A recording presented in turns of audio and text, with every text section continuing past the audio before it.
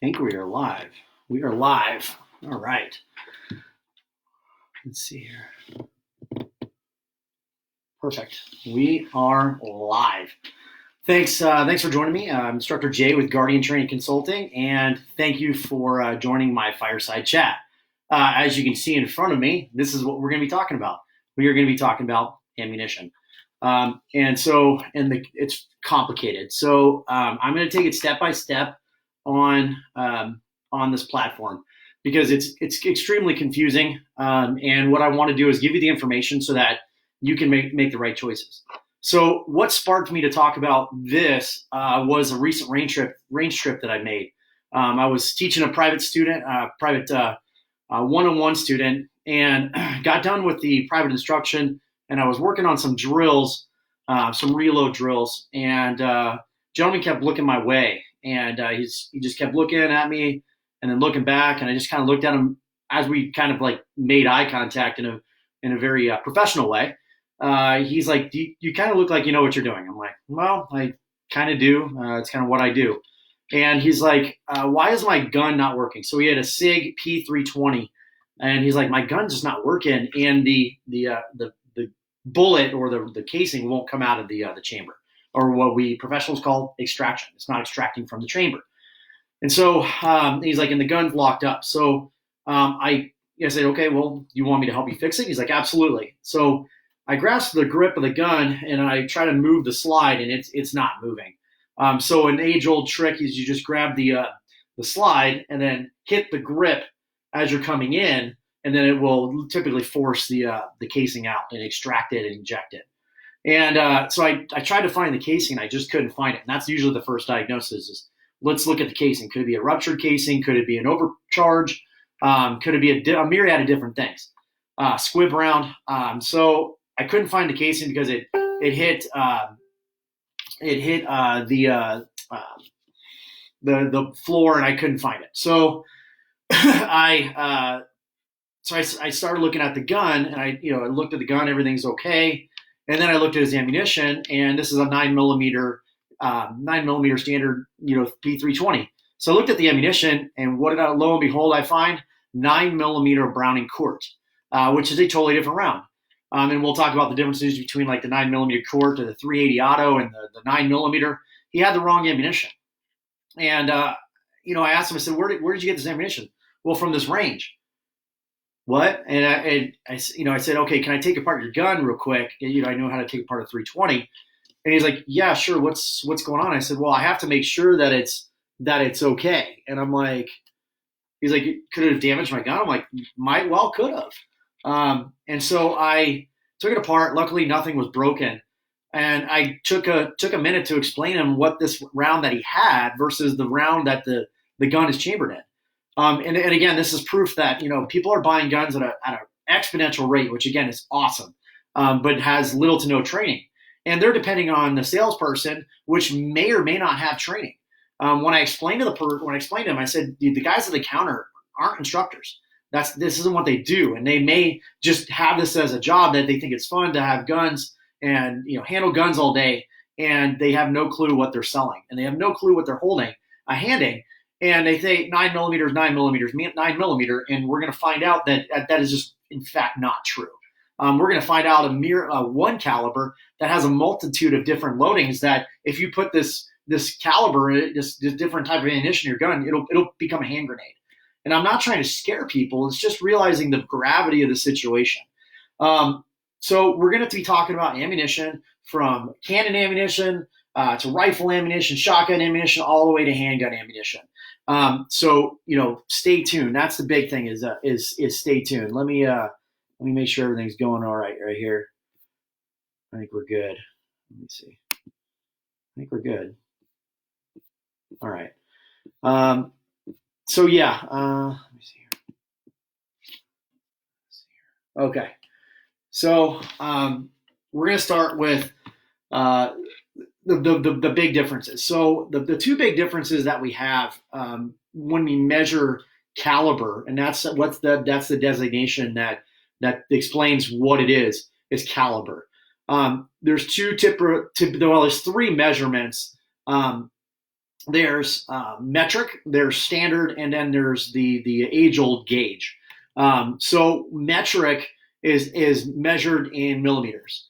So millimeters, we're not going to get into meters because their ammunition is not that big. So we're going to be talking about millimeters. Anything that's marked millimeters is metric, which is what the rest of the world uses versus what we use in inches. And then when we talk about the caliber aspect, the standard caliber, we're going to be talking about tenths of inches or hundreds of inches. And then gauge, we'll talk about gauge here in a minute. So when we talk about, like, for example, millimeters, your big dog that's in front of me right here is a 25 millimeter. These are actually inert training rounds for a Bushmaster cannon out of a Bradley fighting vehicle. It's linked ammunition, extremely large. I forget, it's like 25 by, I think, 105. Don't quote me. It's extremely, extremely big. So I'll explain to you what millimeters means. So the first designation, so for example, 25 millimeter is the diameter of the round. It's the diameter of the round at the widest part of the round. So it's from base to base. It's not circumference, it's the diameter of the round. So it's 25 millimeters. And I believe, again, this is like by like 105 or 125. Don't quote me on that. I'll get the answer if you really, really need it. So it's a 25 millimeter by 100 and let's just say 125 millimeters. So the 125 is the measurement from the tip of the round to the base of the tip of the bullet to the base of the casing. That's the overall length of the round. So 25 millimeters diameter by the whole length of so the 25 millimeters is just the bullet, the diameter of the bullet, and then the overall length. So 25 by, say, 125. Okay, and that's all millimeters. Okay, now when we talk about other like a standard caliber, we're going to be talking about, let's just use the 45 ACP right here. Okay, the 45 ACP. So the 45 ACP is the round that's typically in 1911s. That's the big one, is 1911s. But then you also see the 45 Colt.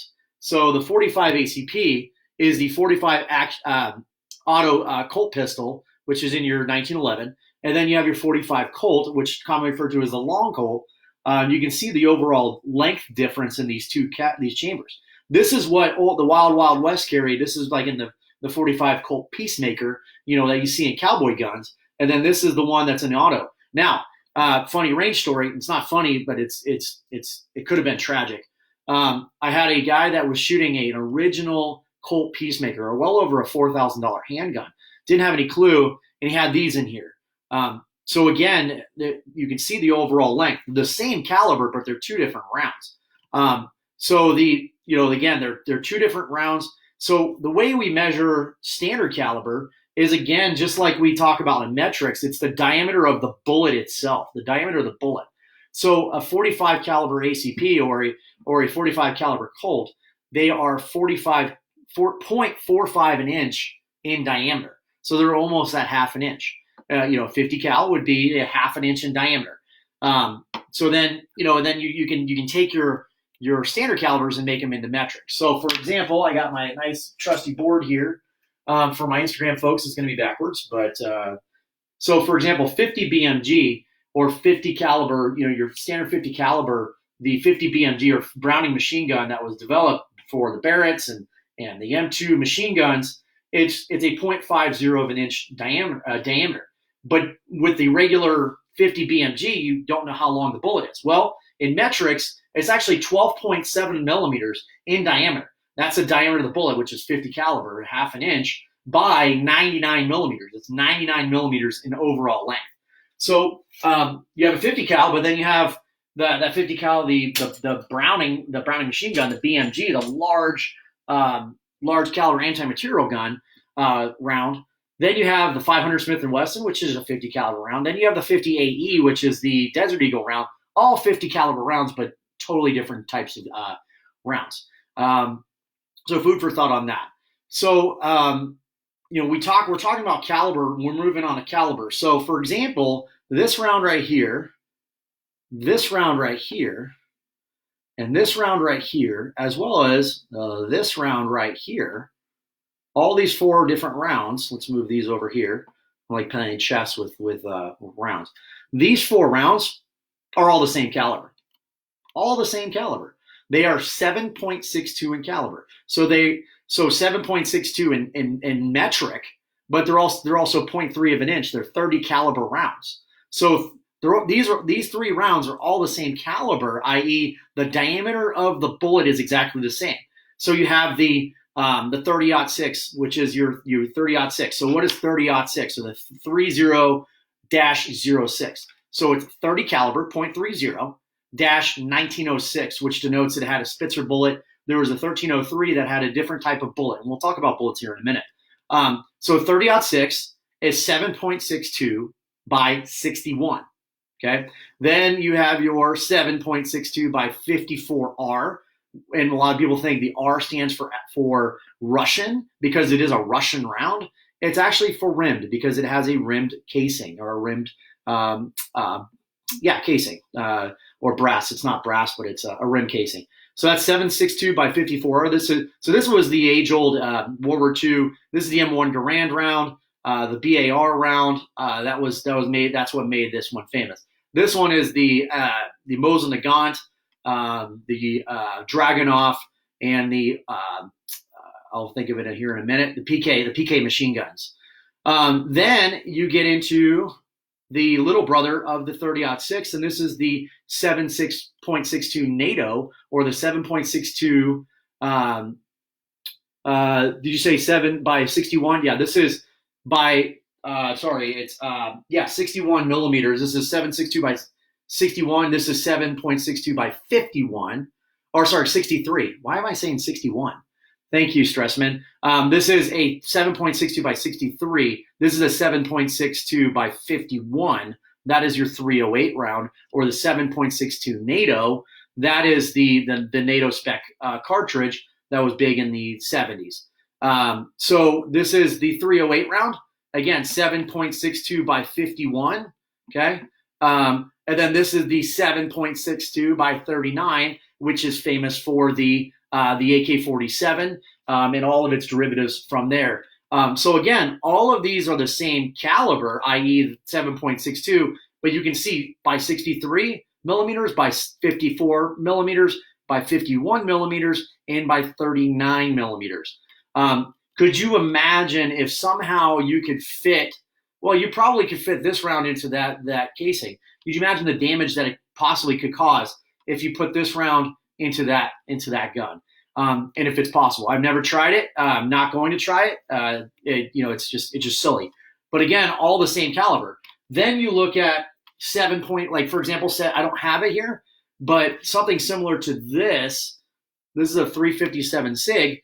There is actually a round that the Soviets use that has a bottleneck cartridge like that in a handgun round. That's a 7.62 by 25 Tokarov. So you can see a pistol round that's 7.62. Let's not say we didn't. Yeah, exactly. Let's not try to put the wrong ammunition in the wrong gun. So something as similar as this is this is a 357 SIG. It's a little bigger than the 7.62 Tokarov, but it's a bottleneck cartridge nonetheless. So the 7.62 Tokarov, that's similar to that 357 SIG, that's bottleneck. Then you go and progressively go up there. All the same calibers. So again, just food for thought. Understand what you're buying, what you have your gun is, and what your gun is chambered for, and what your gun, what ammunition you're buying. So now we talked about the metrics. Let's talk about gauge. This is the number one question that I get. What is gauge? It's quite a complicated. It's based on the British metrics, the metric at the time pertaining to weight. So the gauge of a shotgun is an inverse number. So for example, it's how much weight of a spherical lead ball can you get by pounds into the bore.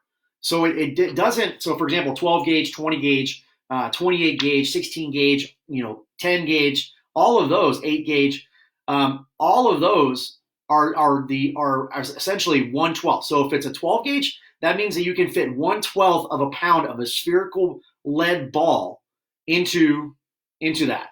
So that's how they measure it. So again, 1/12 of a pound of a spherical lead round that makes the 12 gauge. So a 12 gauge is actually in caliber 72 caliber. So it's 0.72 0.72 is of an inch. So almost 3/4 of an inch. So that's how you do it. So for example, 12 gauge is 1/12 of a pound of spherical lead that can go into the bore. And then for example, 20 gauge is 1/20th.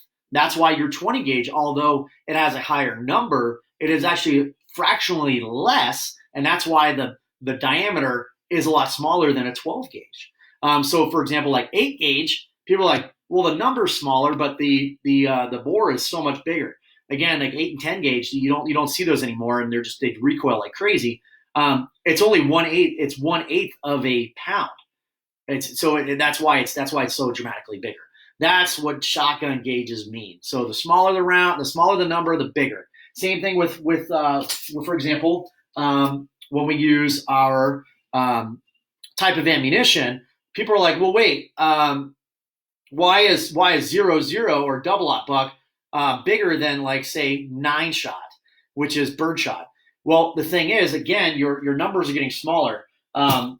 So as your numbers progressively get smaller, the projectiles that are driving down the bore are bigger.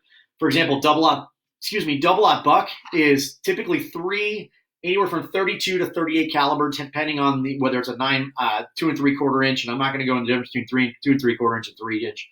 But again, it's typically 32 caliber, 38 caliber lead balls. Now, when you get to a 9-shot, it's going to be thousands or more hundreds of very small pellets. That is what we commonly refer to as birdshot, because it comes out, spreads, and it enhances your probability of taking bird or game like that. So that's what the shotgun round. And then you have the slug. So that we just talked about the shot, the multiple projectiles, and then you get into a slug, which your 12 gauge is typically a 1 ounce slug. It is a one homogeneous piece of lead, typically traveling around 12 to 1,800 feet per second, depending on, again, loadings. I'm not going to get into a ballistics workshop, but it's a one homogeneous piece. It's a large rifle round, smoothbore rifle round. That the smooth bore is typically the barrel, and then the slug itself is rifled.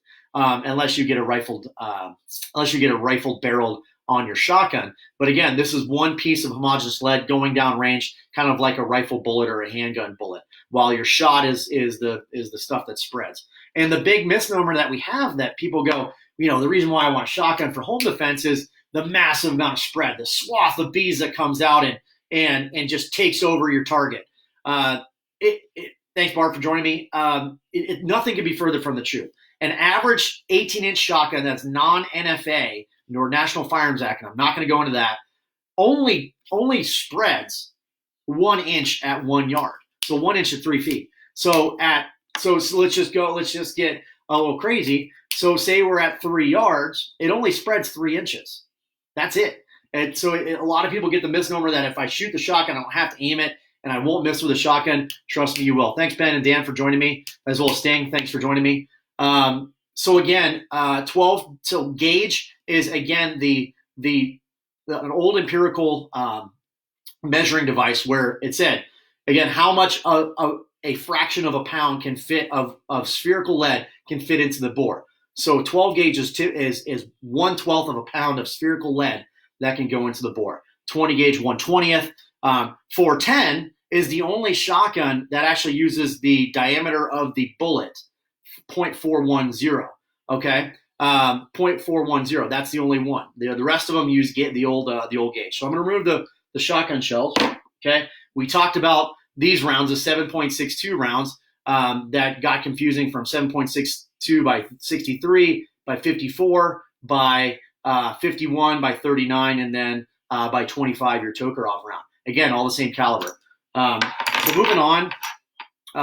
To your other style of rounds. Okay, so let's just move on to 223 versus 5.56. I'm not going to get into the intricacies of the differences. They are not the same round. So, for example, the round here is this is an M855, 5.56, and this is a Spear Gold Dot 223. Different weights, okay? Different weights. The bullets have different weights, so the actual weight of the round is different. This is a 64 grain. This is a 55. So this one is a lighter round. This one is a heavier round. So let's talk about this real quick. So a lot of people go, well, what's the grain of the round mean? Well, funny that you mention it. It's actually a old measuring device where they've actually compared the weight of whatever you're doing. This is like a lead jacketed round versus the weight of a grain of barley. That's the measuring device. So how many grains of barley equals the weight of that round? Yeah, it's crazy. So that's what grain is. So your 55 grain is equivalent to 55 grains of barley. The 64 grain is equivalent to 64 grains of barley. So the aspect of that. So then let's just talk about bullet. Let's talk about bullet design really quick. Okay. So you're gonna see again. Let's not focus on the aspect of caliber right now. Let's focus on the design of the bullet. Damn, learning me, sir. So thanks, Ben. That's a compliment coming from the likes of you. Okay, so now we're going to take the different bullet types. So the typical bullet type that you see that you practice with, that you take to the range. I'm actually going to add this one guy to here. That you typically see, actually that one. That you typically see is your full metal jacket. So that is a copper, so it's a lead round typically, because lead is soft, so it actually interfaces with the rifling that it spins the bullet. So it's a lead round that's jacketed with copper. So it has a very small jacket that wraps around it. That's why it looks like copper, because it is copper. That's a full metal jacket. That means that the copper is a lot harder and more dense than the lead, so it protects the lead from deforming completely. So that's why when we don't recommend these types of rounds for self-defense, because typically when they hit soft tissue, such as a person, they don't deform. That's why the military has had problems taking down bad guys with your M855 round, this exact round in 223, while police officers that are carrying 5.56 or 223 rounds are being more successful, because we're allowed to use soft-pointed ammunition or ammunition that deforms. The military is not allowed to use deforming ammunition, courtesy of the Geneva Convention or the Hague Convention after World War I, because if you used deforming ammunition or expanding ammunition, it was considered inhumane. So this is the M855. Now, the thing with the M855 is it's not only a full metal jacket, but it actually has a steel penetrator in it. Now, this is not armor-piercing ammo. Armor-piercing ammo is a totally different ammo that has a tungsten steel core that is designed for armor-piercing. This is a bimetal round. So the bimetal is inside the round, it has two metals. It has lead and it has steel. So they're just a bimetal round. And then it's actually a trimetal because it has lead and steel in the projectile, then it's copper jacketed, but they call it a bimetal round. Okay? Does not deform, goes through a myriad of different things. Then you get into like your soft point. This is again, 64 grain 223. So this is it's a jacketed round, but you can see the gray area on the top. It has an exposed lead tip. So when the bullet hits something hard, like a bone or soft tissue, it will actually deform and start to break down and lose velocity very quickly. The great part about an expanding type of ammunition is that it deforms and it loses velocity quick. And then as the round loses velocity in, like for example, a person, it dumps all of the energy into the target instead of zipping right through. So so that's a soft point. Then for most like handgun rounds, even rifle rounds make it, this is a hollow point, or so some people call it hollow point, it's expanding ammunition, whatever you want to call it. This is the whole design of this is as the bullet travels through the medium person, the cavity, you can see that it has a copper jacket right here, but then it has an exposed lead tip and then exposed lead in the side. So when it gets filled with, thanks, Mike. When it gets filled with flesh, or for example, drywall or whatever the case may be, it actually goes inside out and mushrooms out. Well, what that does is, again, it dumps the energy into the target, as well as it limits over penetration and it zipping right through the target without actually dumping the energy. So again, this is what I recommend for self-defense. If you're going to carry a gun, typically a pistol or a rifle, hollow point ammunition. If you need kind of a step above that, then your soft point ammunition. So this is really good for like penetrating barriers, glass, stuff like that. But if you really want maximum dumping power onto a target, that's your hollow point. Then you get into like your standard lead. This is just a lead, exposed lead round, no jacketing. These are really common in Western style cowboy guns, but not recommended in most modern guns because it will leave a crap load of lead deposit in your barrel. And then as you continue shooting it and you don't properly clean it out, and there's a proper way to clean it out, it will leave the lead deposits. And as it goes through, the next round could possibly go through your barrel, and you'll have a squib round. So the bullet will actually get stuck in the barrel, and you will not know it. And then as that bullet gets stuck in the barrel, then you load another round in, and it shoots the next bullet into the bullet. The bullet goes behind the next one, and it stacks them on top. And then where's the explosion go? The path of least resistance. If it can't go out the bore, it's going to come right back to you, and then your gun's going to be actually a hand grenade. That's when the gentleman that had a 9mm handgun was shooting 380 out of it. That's why when I explained it to him, I said I wanted to make sure that he didn't have a squib round in his barrel, as well as his barrel wasn't deformed, because again, it becomes a hand grenade. So exposed lead barrel, exposed lead. Then kind of the newer age stuff that's coming on the market is your frangible round. So you can see it looks like a full metal jacket, but what actually this is actually compressed copper that has a binding agent in it. So when it hits walls or hard surfaces, it actually powderizes. This is very common in military and law enforcement training that are going away from lead ranges. Lead has been known to cause birth defects, and so it's causing environmental problems in outdoor ranges where the lead actually leaches into the soil and then gets into the watershed, and it causes environmental problems. So your compressed copper doesn't contain any lead whatsoever. It is just a compressed copper frangible round. Not recommended for self-defense. Yes, it is lethal. If it does hit somebody, it will go through somebody, but not recommended for self-defense. For barrier penetration, there is no barrier penetration. Well, there is barrier penetration. I mean, it will go to probably go through a car door, but it won't go through and neutralize that. I ate paint chips as a kid. I can totally believe that, Stress Man, that you ate paint chips as a kid. So that's why you joined security forces. Again, this is great for training. A little on the expensive side, but military law enforcement, this is where they're going. My agency has gone lead-free in their range, and this is what we're using. Okay, so moving along, you're gonna see a myriad of different rounds. We're just gonna move these over. Now, again, what we're gonna say is let's look at this.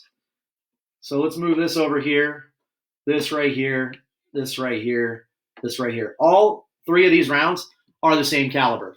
38 Special is actually 357 caliber. This is 357 caliber, 357 SIG. And these two are 9mm. They are all the same caliber, but you can see that they're totally different rounds. And then even the 357 Magnum, which is longer, is actually the same caliber. And the only reason the 357 Magnum is longer than the 38 Special was when they designed it, the 38 Special guns, the revolvers, could not handle the pressures of a 357 Magnum round. So they made it longer so that you wouldn't mix up, like the guy that's at the range, no offense, that you wouldn't put a 357 Magnum into a 38 Special revolver and next thing you know it becomes a hand grenade. It wasn't necessary to hold all the powder. It was just making it dummy proof. So again, all the same calibers. Again, so let's move this a little quick here. Let's move this, and I'm going to go through a little lesson here on my board. My final lesson here. Okay, so let's go over it. So, for example, these are all of the rounds that I'm talking about. 7.62 by 25, that's your Tokarov round. 7.62 by 39, that's your AK-47 round. 7.62 by 51 is your 308. Your 7.62 by 54R is your Mosin Nagant and Dragunov round. And then 7.62 by 63, not 61. 63 is your 30-06, and then your 7.62 by 67 is your 300 Win Mag. All different rounds.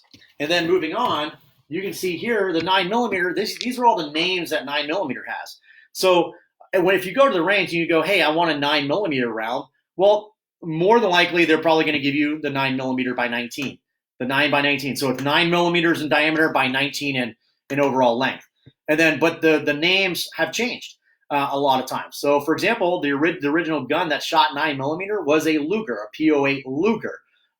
Georg Luger designed that Luger pistol for the Germans. So it's sometimes called 9mm Luger. Sometimes it's called 9mm Parabellum or 9mm NATO. Those are all the same rounds. Now, let's go here. So, for example, the 380 Auto, which we talk about, the 380 Auto, is also called 9mm by 17. 380 ACP, 9mm Kurz, 9mm Browning, and 9mm Browning Kurt. All the same round, but you can see that they're totally two different rounds. But if it's a 9mm, it's all the same stuff. No, it's not. So then moving on to here, you look at over here. Sorry, trying to do this backwards. So you look at like 40 Smith & Wesson and 10mm. They're actually the same caliber, but again, one's metric and one's standard, but they're totally two different overall lengths. Little backstory on the 10mm was designed after the 1986 Miami shootout with the FBI, where 2 FBI agents were killed.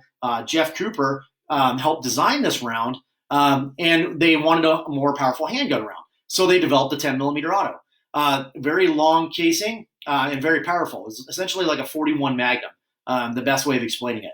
Then they realized the FBI realized that the guns that they had, originally the Smith & Wesson 10-06s, were breaking, and the average field agent cannot qualify with the 10mm Auto because it was simply too powerful. So what they developed was originally the 10mm FBI. So what they did was the FBI actually took 25% of the powder out of the 10mm casing, and it was essentially a compromise round where it didn't have as much muzzle velocity, it didn't have as much kick and recoil. So they call that the 10mm FBI. And then in light of innovation, they said, well, wait, what if we just cut 25% of the casing down, make it a shorter casing overall length? Wait, then we can fit this 10mm, this new 10mm round that's shorter, and put it in 9mm guns. So, for example, the Glock 17 and the Glock 22, Glock 17 is in 9mm, the full-size Glock in 9mm, and the Glock 22 and 40 Smith & Wesson are actually the same frame, the same slide, different barrels. That's it. Now that is truly it. So then they called it the 40 Smith & Wesson, and it was the law enforcement round for the longest time, and now it's slowly dying a slow death. The FBI has left the 40 Smith & Wesson, have gone back to the 9, and you're starting to see more and more people carrying 9mm. And I'm not going to get into the age-old debate, the debate of the 40 Smith & Wesson versus the 9 versus the 45. It's just an elementary argument. At the end of the day, I hope this video is informative and it explains kind of all of the ammunition. If you guys have any questions, please just contact me. The biggest thing the takeaway that I can have with this is if you don't know, ask. Simply ask. But be careful who you ask, because again, you're going to the gun store. That person that's behind the gun counter may just need a job. And again, that's the big thing nowadays is you just may need a job, and they know nothing about the guns that they're selling, the ammunition that they're selling. And you have to be that savvy buyer. Find that trusted person that you can go to that has the knowledge base. Whether it's Guardian or not, it is what it is. But again, that's what we're here for. That's what we're here to do, is educate and provide that service to these to folks that we can keep you safe and keep you informed. Because God forbid, if you get into a shooting, you definitely want to sound credible. So again, the big things we're doing right now is we're doing private lessons over Zoom, similar to this, where you come up on a video conferencing and we just have a conversation, and I can teach you how to take apart your gun, disassemble it, and clean it, and then reassemble it. then we can just talk about the intricacies of different types of rounds, whatever it is. We do that private lessons all the time. So contact us. My email address is j@gtctrain.org, and let's try to help you. We're also offering an Arizona concealed carry permit through virtual. So there's a two-part thing. The first part is the knowledge transfer, where you actually sit and watch videos. Yes, you got to watch videos and do the computer-based training, videos and PowerPoints, which you've gotten great reviews on. Then you take that. Then once it shows completion, because it is timed, you can skip through it. But it is timed, and once it shows 100% completion on my end, then I contact you and we do a Zoom conference like this. We go over the lesson, and then we do the Q&A, and then I email you the certificate, and then I mail all the application stuff to you. You never have to step foot into a classroom. Everything can be done at home, at self-paced, in the comfort of your own home, in the safety of your own home, even during these times. What are you doing at this time to prepare? That's the biggest question. So then, again, you can do that all virtual. All the links are below for my Facebook folks. Contact me or use the links on my Instagrams and go from there. The next one is we do a online bleeding control course. So it's the Guardian Bleeding Control course, where we actually teach you, again, online, complete virtual, through the computer-based training, through PowerPoints and videos, how to use tourniquets, how to use hemostatic agents, how to find bleeding, how to stop life-threatening bleeding to potentially save a life. That's the big key. Again, some people don't want to learn life-taking measures of guns, but you should know how to stop preventable death from bleeding that can be prevented.